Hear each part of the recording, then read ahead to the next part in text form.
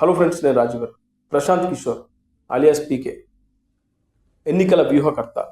గతంలో 2019 ఎన్నికల సమయంలో వైఎస్ఆర్సీ పార్టీకి ఎన్నికల వ్యూహకర్తగా పనిచేసిన ఆయన ఆ తర్వాత వైఎస్ఆర్సీపీకి దూరం అయిపోయారు. జగన్మోహన్ రెడ్డి పైన తీవ్ర విమర్శలు చేశారు.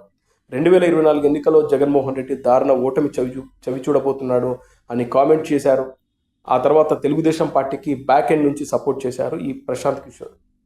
అయితే ఇప్పుడు ప్రశాంత్ కిషోర్ రీసెంట్గా ఢిల్లీలో నారా లోకేష్ని కలిసినట్లుగా వార్తలు వస్తున్నాయి. నారా లోకేష్ ప్రశాంత్ కిషోర్ల మధ్య దాదాపు గంట సేపు డిస్కషన్ జరిగినట్లుగా వార్తలు వస్తున్నాయి. ముఖ్యంగా ఎల్లో మీడియాకు సంబంధించిన వాళ్ళే దీనికి సంబంధించినట్టు వార్తలు వేశారు. అయితే ఈ డిస్కషన్లో మొన్న డిప్యూటీ సీఎం సంబంధించినటువంటి ఇష్యూ పైన చర్చ జరిగింది. అలాగే పవన్ కళ్యాణ్ రోజు రోజుకు ఎదుగుతున్న విధానం పైన చర్చ జరిగింది.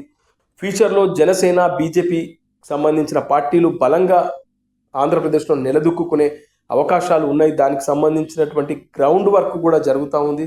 ముఖ్యంగా చూస్తే బీజేపీ పెద్దలు పవన్ కళ్యాణ్కి బాగా అండగా ఉన్నారు.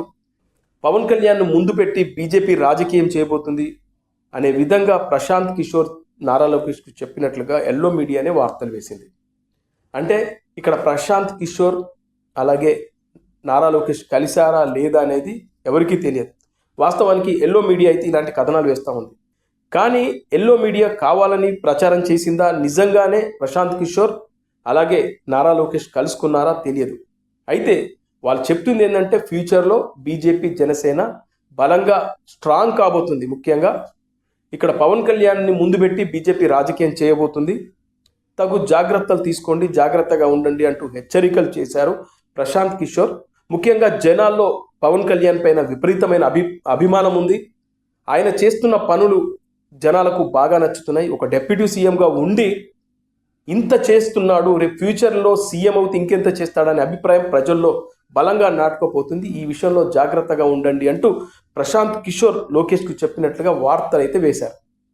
మరి వీటిని చూస్తూ ఉంటే పవన్ కళ్యాణ్ని ఎంత త్వరగా పక్కకు తప్పిస్తే బాగుంటుంది అని ఎల్లో మీడియా డ్రామాలు ఆడుతుందా, కథనాలు వేస్తుందా, వండి వడ్డిస్తుందా తెలియదు. నిజంగానే ప్రశాంత్ కిషోర్ చెప్పాడా? ఏ మాట కామాట అయినా కూడా పవన్ కళ్యాణ్ గారు డిప్యూటీ సీఎం అనే పదవికి వన్నె తెచ్చిన వ్యక్తి. ఆయన చాలా రోజుల నుంచి చెప్తున్నాడు, నాకు ఇప్పట్లో ముఖ్యమంత్రి అవ్వాలనే ఆలోచన లేదు. చంద్రబాబు నాయుడు గారే 10 సంవత్సరాలు అంటే దశాబ్దం పాటు ముఖ్యమంత్రిగా ఉండాలి, ఆంధ్ర రాష్ట్రం బాగుండాలని ఆయన బహిరంగంగానే చెప్పారు. అయినా కూడా ఎల్లో మీడియా ఈ కథనాలు ఆపడం లేదు. లేనిది చెప్తున్నారా, జరిగింది చెప్తున్నారా తెలియదు, కానీ ఇలాంటి కథనం అయితే ఎల్లో మీడియాలో ఒకటైతే బాగా సర్క్యులేట్ అవుతుంది. దీన్ని తెలుగుదేశం పార్టీకి సంబంధించినటువంటి సోషల్ మీడియా వాళ్ళు పెద్ద ఎత్తున దీన్ని సర్క్యులేట్ చేస్తూ ఉన్నారు. అంటే ఇక్కడ జనసేన, బీజేపీ జాగ్రత్త పడాలా, లేదా జనసేన బీజేపీని చూసి తెలుగుదేశం జాగ్రత్త పడాలా అర్థం కాని పరిస్థితి.